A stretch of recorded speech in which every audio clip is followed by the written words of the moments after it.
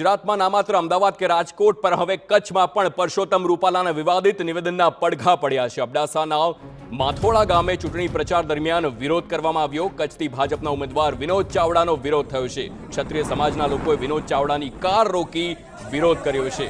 પરસોત્તમ રૂપાલાનું એક નિવેદન અને તેની સજા ભોગવવી પડે છે। અન્ય 26 ઉમેદવારોને પણ, જ્યાં વિનોદ ચાવડા તેઓ પ્રચારમાં ગયા હતા અને ત્યારબાદ પ્રચારમાં તેમનો પણ વિરોધ થયો।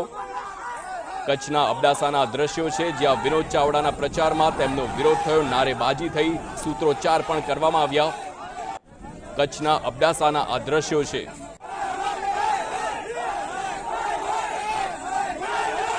તો ક્ષત્રિય સમાજના લોકોએ વિનોદ ચાવડાની કાર રોકી વિરોધ કર્યો છે।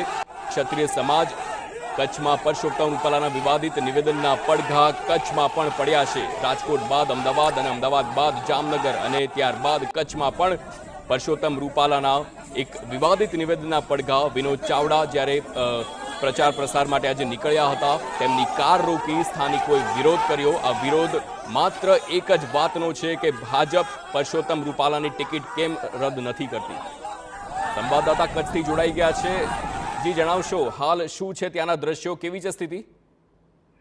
જે ચોક્કસથી હાર્દિક, આમ તો જે રીતે સમગ્ર ગુજરાતમાં વિરોધ થઈ રહ્યો છે તેવો આક્રમક વિરોધ કચ્છમાં અત્યાર સુધી શરૂ થયો ન હતો, પરંતુ જે રીતે ભાજપે સ્ટેન્ડ લઈને રૂપાલાને યથાવત રાખ્યા છે તેની કારણે કચ્છમાં પણ હવે તેનો ઉગ્ર વિરોધ છે તે ક્યાંક ને ક્યાંક જોવા મળી રહ્યો છે। આજે કચ્છના સાંસદ અને પ્રદેશ ભાજપ મહામંત્રી અબડાસા વિસ્તારના પ્રવાસમાં હતા ત્યારે મોથળા ગામમાં જે વિરોધની ઘટના છે તે સામે આવી છે અને મોથળા ગામની અંદર પ્રવેશ કરતા જ ભાજપના વિરુદ્ધ સૂત્રોચ્ચાર ગ્રામજનો દ્વારા પોકારવામાં આવ્યા હતા અને ખાસ કરીને પુરુષોત્તમ રૂપાલાની જે ટિકિટ છે તે રદ કરવાની માંગ સાથે લોકોએ પોતાનો વિરોધ નોંધાવ્યો હતો અને જેને પગલે ભાજપને જે પોતાનો ચૂંટણી પ્રચારનો કાર્યક્રમ છે તે ટૂંકાવીને ત્યાંથી નીકળી જવું પડ્યું હતું। ચોક્કસથી પોલીસની હાજરીને કાંઈ પણ અનિચ્છનીય બનાવ બન્યો ન હતો, પરંતુ ચોક્કસથી લોકોએ સૂત્રોચ્ચાર સાથે ભાજપનો ખુલીને વિરોધ કર્યો હતો। બિલકુલ જય, સમગ્ર માહિતી બદલ આભાર।